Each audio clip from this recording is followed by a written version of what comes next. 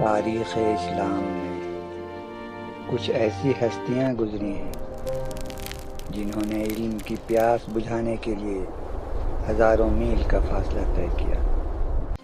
انہی میں سے ایک نمایاں نام سلطان الہند حضرت خواجہ معین الدین حسن چشتی رحمۃ اللہ علیہ کا ہے، جن کا علمی سفر خراسان کے قصبے سنجر سے شروع ہوا اور اجمیر کی بستی میں علم و عرفان کا سورج بن کر چمکا۔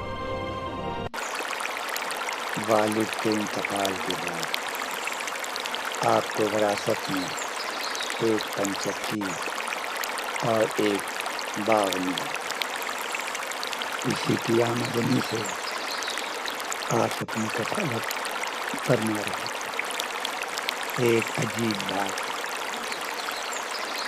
اپنے باغ میں یہ اکثر دیکھتے، جب آپ باغ میں داخل تو باغ کا ہر کام کیا ہوا ملتا۔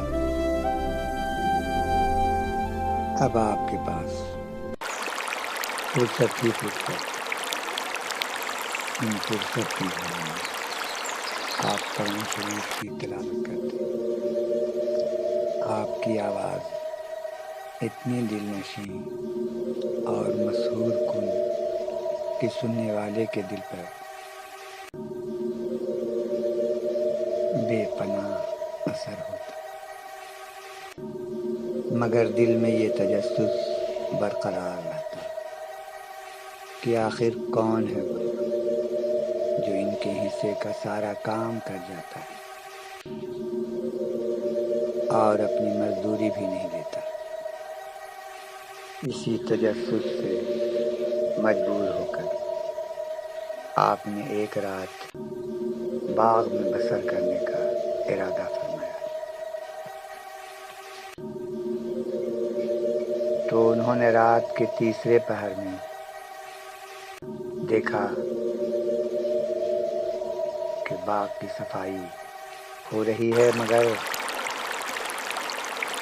صفائی کرنے والا کون ہے یہ انہیں دکھائی نہیں دے رہا۔ درختوں سے انگور توڑے جا رہے ہیں اور جمع ہو رہے ہیں، مگر یہ کام کون کر رہا ہے وہ دکھائی نہیں دے رہا ہے۔ آپ نے آخر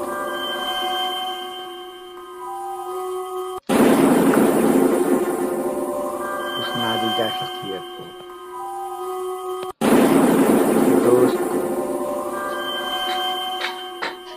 دوست سے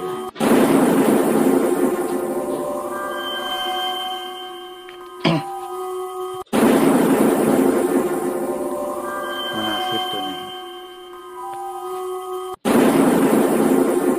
آپ جو بھی ہو سامنے تو آؤ اور شکریہ ادا کرنے کا موقع دو۔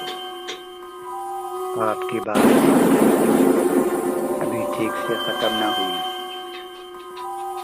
کہ آپ کچھ لوگ اپنی طرف آتے ہوئے دکھائی دیے اور آ کر ان لوگوں نے نہایت ہی عقیدت احترام کے ساتھ آپ کو سلام کیا اور کہا کہ ہم زنداد ہیں اور اللہ کا شکر ہے کہ ایمان والے ہیں۔ آپ جو قرآن شریف کی تلاوت کرتے ہیں وہ ہمیں بہت بھلی معلوم ہوتی ہے، اور اس سے میری تلاوت کی صحت بھی اچھی ہوتی جا رہی ہے۔ اس لحاظ سے آپ میرے محترم استاد ہوئے۔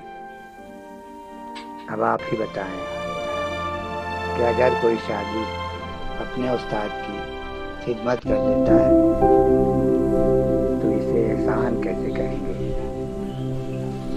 اور اس پر شکریہ ادا کرنا تو کسی لحاظ سے آپ پر واجب نہیں۔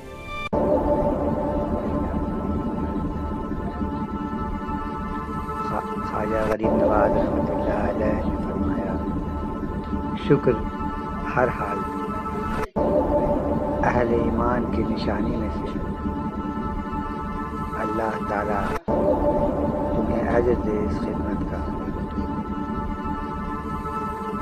اس دن کے بعد سے پردہ داری ختم ہو گئی۔ خواجہ غریب نواز حسب معمول ایک دن اپنے باغ میں تھے کہ ایک قلندر نما مجذوب شخص داخل ہوا۔ خواجہ غریب نواز نے اسے دیکھ کر نہایت احترام سے سلام کیا اور عزت سے بیٹھایا، اور ان کے باغ میں جو سب سے اچھی اور میٹھی تھی آپ نے وہ انگور کا خوشہ ان کی خدمت میں پیش کیا۔ وہ مجذوب نما شخص نے اسے قبول کر لیا اور کھانے لگا۔ ایک ایک انگور وہ منہ میں ڈالتے جاتا اور اس کے مٹھاس کی تعریف بھی کرتے جاتا۔ اس میں جو ذائقہ ہے وہ حسن کے زہد کا ہے، اس میں ام الورا کی خوشبو ہے، اس میں معین الدین کے خلوص کی شیرینی ہے، اس میں چشت کی دل نشینی ہے۔ اس بزرگ کا نام تھا ابراہیم اندوزی۔ دنیا والے انہیں دیوانہ دیوانہ کہتے تھے۔ انہوں نے اپنی جھولی سے کچھ کھانے کی چیز نکالی اور آدھا خود کھایا اور آدھا خواجہ غریب نواز کو کھانے کے لیے کہا۔ خواجہ غریب نواز نے آدھا کھا لیا۔ آدھا کھاتے ہی خواجہ غریب نواز کے دل کی دنیا بدل گئی۔ دل میں ایک عجیب روشنی پیدا ہو گئی روحانیت کی۔ انہوں نے اپنا باغ پنچکی سب فروخت کر دیا اور اس رقم کو غریبوں اور حاجت مندوں میں بانٹ دیا اور خود نکل پڑے تلاش حق میں، علوم ظاہری اور علوم باطنی حاصل کرنے کے لیے نکل پڑے سمرقند۔ سمرقند اس وقت بڑے بڑے علماء دین کا مرکز بنا ہوا تھا۔ وہاں بڑے بڑے محدث، مفسر، فقیہ، عالم دین رہتے تھے۔ وہاں پہنچ کر انہوں نے وہاں اس وقت کے بہت بڑے مبلغ مولانا حسام الدین مدنی لوگوں کو درس و تدریس دیا کرتے تھے اور ایک مدرسہ چلایا کرتے تھے۔ خواجہ غریب نواز رحمۃ اللہ علیہ ان کے مدرسہ میں داخل ہوئے۔ بہت جلد ہی ان کے استاد نے ان کی شخصیت کو پہچانا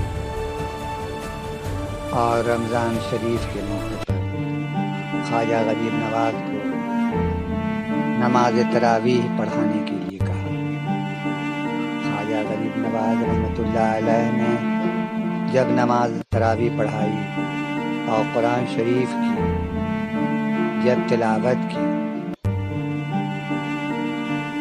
اتنی دل نشین اور مسحور کن آواز تھی کہ لوگ جوق ہزاروں کے لوگ نماز تراویح میں ان کی قرأت سننے کے لیے شامل ہونے لگے۔